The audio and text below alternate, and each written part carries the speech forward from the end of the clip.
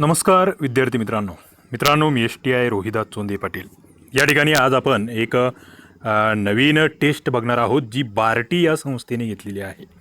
बार्टीची taste 1 MPSCची जी online मोफत classes BARTI घेते आहे त्याचा आपल्याला या ठिकाणी ॲनालिसिस बघायचा आहे। ओके, बऱ्याच विद्यार्थ्यांचे मला मेसेज आले की आणि मला ही टेस्टही त्यांच्याकडून पाठवण्यात आली की यावर तुम्ही डिस्कशन घ्या, उत्तरं दिलेली आहेत, मात्र त्याचे बरेचसे त्याच्यामधले ज्या खाचाखोचा आहेत किंवा अतिरिक्त बाबी आहेत त्या माहीत असणं गरजेचे आहेत। तर बघा 50 प्रश्नाची या ठिकाणी ही टेस्ट तुम्ही बघता आहात आणि वेळ आहे 60 मिनिटे।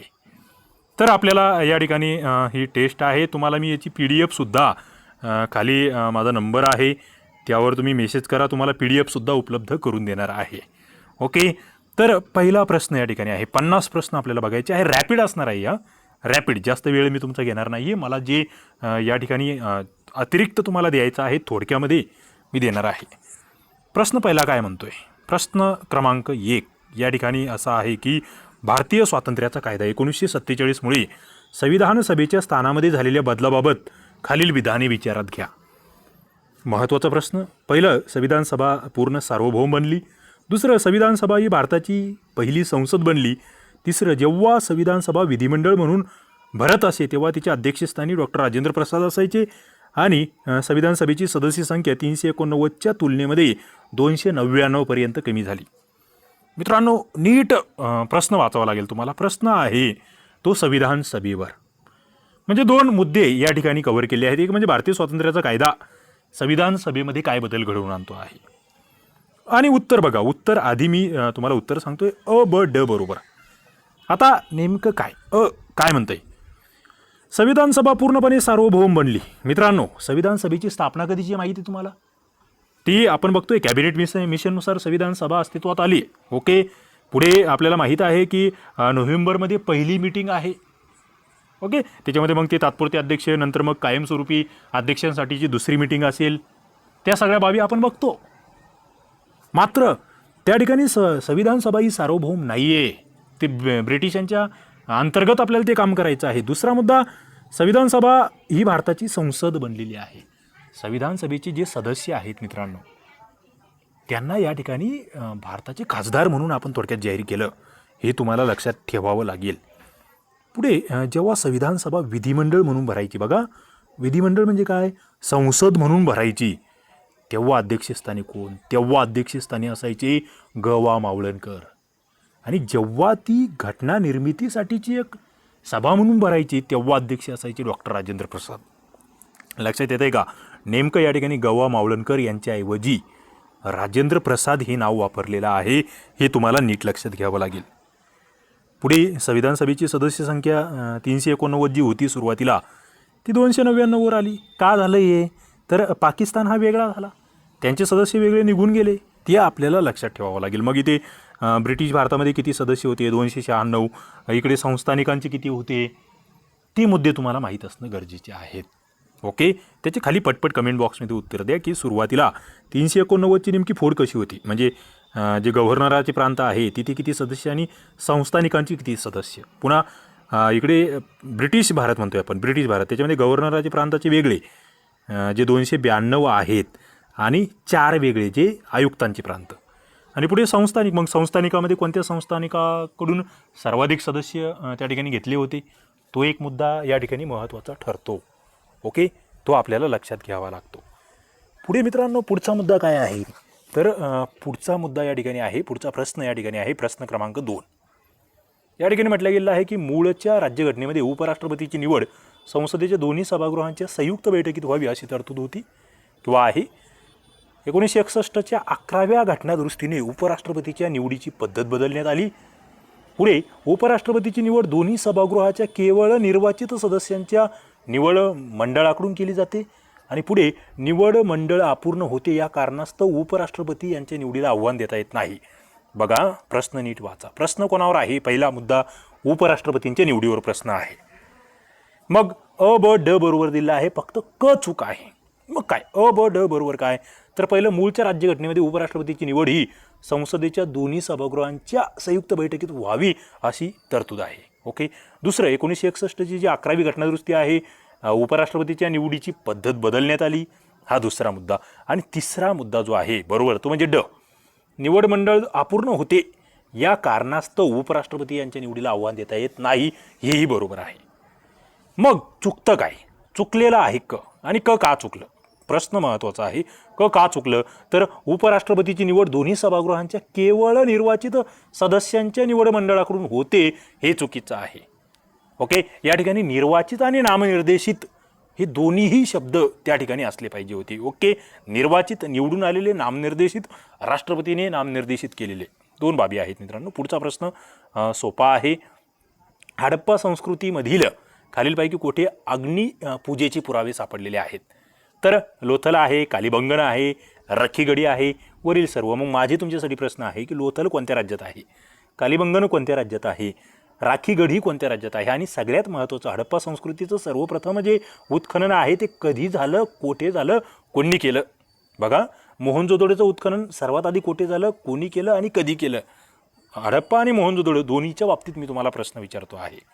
इतिहासामध्ये आपण त्या ठिकाणी घुसलो होतो. पुढचा प्रश्न असत्य विधान ओळखा. प्रश्न क्रमांक 4 आहे. बघा, महाराष्ट्रात बोरी येथे पाषाण युगाचे अवशेष सापडलेले आहे. नेवासे येथे नवपाषाण युगाचे पुरावे आढळतात. महाराष्ट्रात जुना पाणी येथे महाअश्म युगाचे अस्तित्व आढळते आणि महाराष्ट्रीय ताम्रपाषाण संस्कृतीचे मूळ माळवा येथील संस्कृतीत आढळते. मित्रांनो, असत्य आहे नेवास्याचं.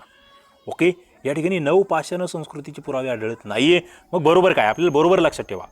तुम्हाला बोरी या ठिकाणी पुरापाषाण युगाचे अवशेष, जुना पाणी येथे महाअश्म युगाचे अस्तित्व आणि ताम्रपाषाण संस्कृतीचे मूळ माळवा येथील संस्कृतीमध्ये, एवढ्या बाबी लक्षात ठेवा. पुढे जाऊया आपण. पुढे काय तर बघा, भास यांनी लिहिलेलं स्वप्न वासवदत्त नाटक याचा नायक खालीलपैकी कोणत्या महाजन पदाशी संबंधित आहे?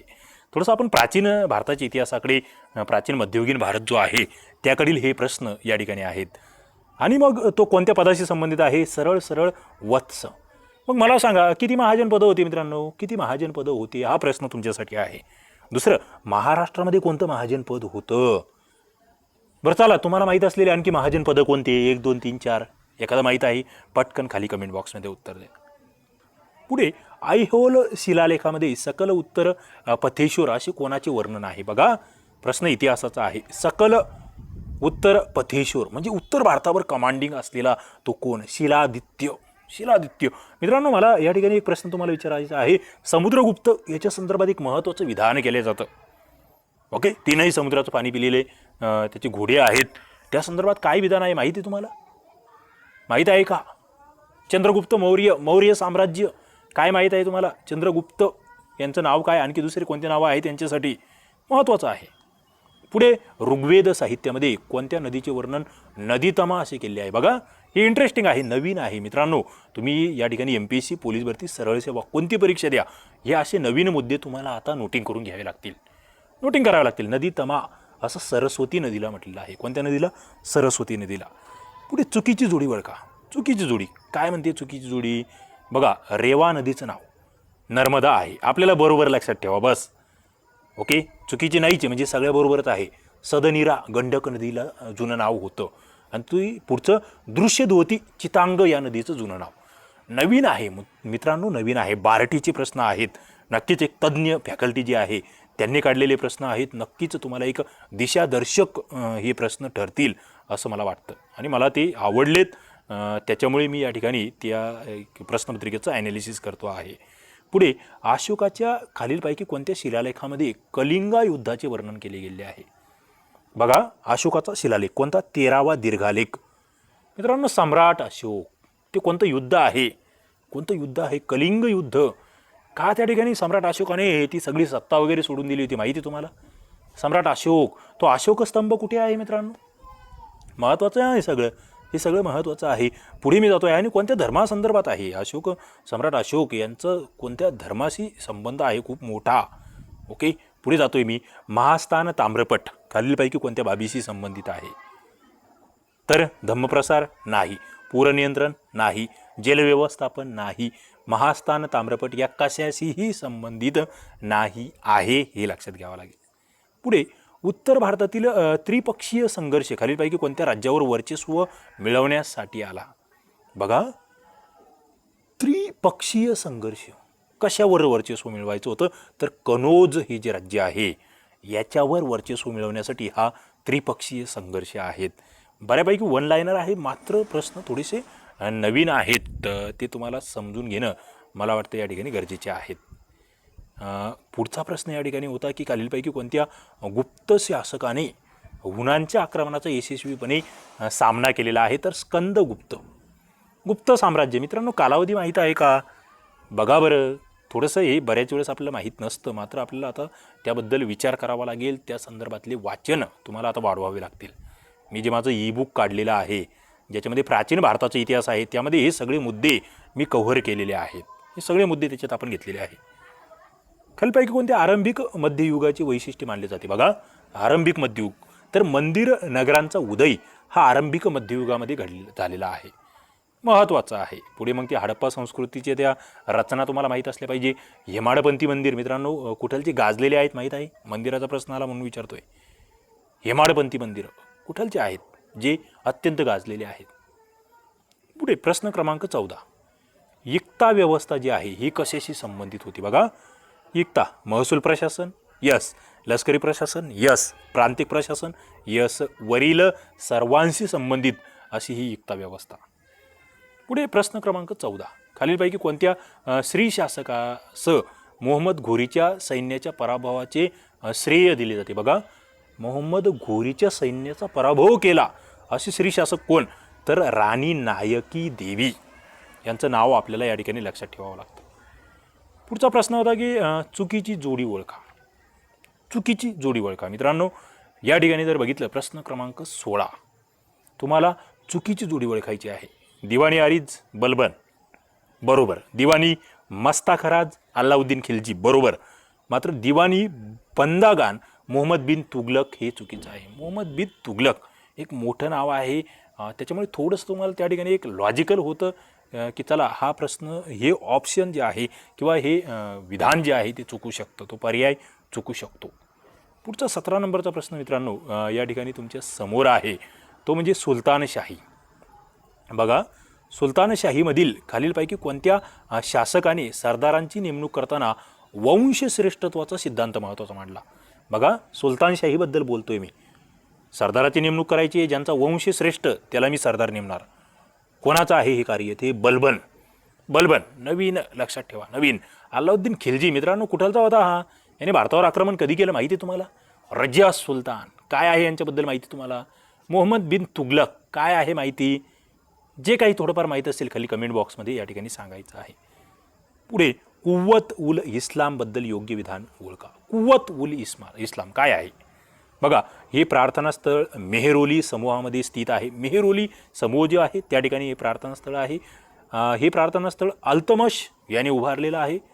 आणि पुढे दिल्लीच्या सुलतानांनी बांधलेले हे पहिले प्रार्थनास्थळ मानले जाते. मित्रांनो, कुव्वत उल इस्लाम याबद्दल मी बोलतो आहे, नोटिंग करून ठेवा. इस्लाम धर्म, इस्लाम धर्माची स्थापना कोणी केली? भारतामध्ये कधी हा धर्म त्या ठिकाणी उदयास आला सांगता येईल तुम्हाला? नक्कीच अपेक्षित आहे. इस्लाम धर्माचं पवित्र स्थळ नेमकं कोणतं आणि ते कुठे आहे? प्रश्न महत्त्वाचे आहेत. पुढे खालीलपैकी कोणत्या विद्वानाच्या मते अल्लाउद्दीन खिलजीने केलेल्या बाजारपेठ सुधारणा लष्करी हेतूने अंमलात आणल्या गेल्या होत्या? बघा, कोणते विद्वानाच्या मते अल्लाउद्दीन खिलजीने केलेल्या बाजारपेठ सुधारणा या लष्करी हेतूने? तर बरानी हे विद्वान आहे. मित्रांनो, विद्वानावर प्रश्न विचारला आहे अल्लाउद्दीन खिलजीबद्दल, अल्लाउद्दीन खिलजीच्या बाजारपेठ सुधारणाबद्दल, की ज्यांच्या मागचा हेतू लष्करी होता, ते विद्वान कोण? बरानी. बघा, प्रश्नाचं स्वरूप वेगळं आहे. मग अमीर खुसरो कोण होते हो? माहीत असलं पाहिजे. नेमकं कोण होते, नेमकं काय करायचे? नाटककार होते, कवी होते की काय? दरबारातले काही सेवक होते? प्रश्न महत्त्वाचा आहे. पुढे जातोय घेऊन मी तुम्हाला 20व्या प्रश्नाकडे. खिलजी काळातील घटकांचे वर्णन खालीलपैकी कोणत्या साहित्यामध्ये आढळते? खिलजिया, अल्लाउद्दीन खिलजीवर प्रश्न आहे. हम्मीर महाकाव्य कशामध्ये आहे? खिलजीबद्दल हम्मीर महाकाव्य जे आहे त्याच्यामध्ये वर्णन आहे. पुढे 21 नंबरचा प्रश्न आहे, अचूक जोडी ओळखा. काय आहे? तर पहिलं महाभाष्य पतंजली, दुसरं कंतंत्र सर्ववर्मन नाही, मृच्छकटिक शूद्रक नाही, कुमारसंभव दांडीन, यस. काय दांडीन हे कोणी लिहिलेलं आहे? तर कुमारसंभव यांनी लिहिलेलं आहे हे तुम्हाला लक्षात घ्यावं लागेल. मित्रांनो, पतंजलीवरून मग मराठी व्याकरणाला पतंजलींनी काय म्हटलेलं आहे हा माझा तुम्हाला प्रश्न आहे. आणि मृच्छकटिक हे एक अत्यंत महत्त्वाचं गाजलेलं साहित्य आहे. हे कोणाचं? प्रश्न महत्त्वाचा आहे. प्रश्न महत्त्वाचा आहे. पुढे जातोय मी. 15 मार्च 2004 रोजी कोणता वार होता? थोडंसं आता हा प्रश्न मला तरी वेगळा वाटतोय. मी यावर बोलणार नाही. बुद्धिमत्तेचा प्रश्न आहे. पुढे 2016चा स्वातंत्र्य दिन कोणत्या वारी होता? आता तुम्हाला या ठिकाणी आजच्या तारखेवरून किंवा या वर्षातल्या कॅलेंडरवरून हे मागे जावं लागेल. म्हणजे मी तर म्हणतो आजची तारीख, तुम्ही ज्या दिवशी पेपर सोडवता आहात त्याच्यावरून हे कालमापनाचे प्रश्न तुम्हाला सोडवायचे आहे. यावर मी बुद्धिमत्तेचे प्रश्न आहेत, फक्त कशा स्वरूपाचे प्रश्न विचारलेले आहे. कालमापन दिनदर्शिका जी आहे त्यावरील हे प्रश्न तुम्ही वाचू शकतात. म्हणजे 15 जून 2005ला गुरुवार आहे, तर 11 जून 16ला कोणता वार आहे यावर मी सध्या तरी बोलणार नाही आहे. नंतर मी गणिताचे सेपरेटली त्या ठिकाणी उदाहरणं सोडवून तुम्हाला दाखवू शकतो किंवा दाखवेल जर मला वेळ भेटला तर. सध्या फक्त प्रश्न कसे आहेत ते मला या ठिकाणी तुम्हाला दाखवायचं आहे. 25 नंबरचा प्रश्न सुद्धा तोच आहे, कालमापनासंदर्भातला आहे. ओके, म्हणजे या टेस्टमध्ये कालमापन हा टॉपिक बार्टीने कव्हर केला आहे असं मला वाटतं आहे बुद्धिमत्तेच्या संदर्भात. तर मित्रांनो, अशा पद्धतीने 25 प्रश्न आपण या ठिकाणी या लेक्चरमध्ये बघितलेले आहेत. तुम्हाला हे लेक्चर कसं वाटलं ते सांगा. यानंतर सुद्धा बार्टीचे ज्या प्रश्नपत्रिका आहेत नेमके कशा स्वरूपाचे प्रश्न असतात ते विद्यार्थ्यांसमोर यावं किंवा त्यातले काही महत्त्वाचे मुद्दे तुमच्याबरोबर डिस्कस करता यावेत यासाठी मी ते लेक्चर्स घेऊन येणार आहे. ओके, तर तुम्हाला नेमकं कसं वाटलं हे ते मला नक्कीच खाली कमेंट बॉक्समध्ये कळवा. ओके, चला या ठिकाणी आपण थांबूया. धन्यवाद. धन्यवाद विद्यार्थी मित्रांनो, आपण या ठिकाणी ही व्हिडिओ बघत आहात आणि एन्जॉय करत आहात. असेच व्हिडिओ याच्यापूर्वीही आपण टाकलेले आहेत, ते तुम्ही प्लेलिस्टमध्ये जाऊन बघू शकतात आणि यानंतर सुद्धा ते येत राहणार आहे. त्यासाठी चॅनलला सबस्क्राईब करा. तुम्हाला व्हिडिओ आवडला असेल तर नक्की लाईक करा आणि तुमच्या काही सूचना असतील तर त्या कमेंट करा. पुन्हा एकदा धन्यवाद. थँक्यू.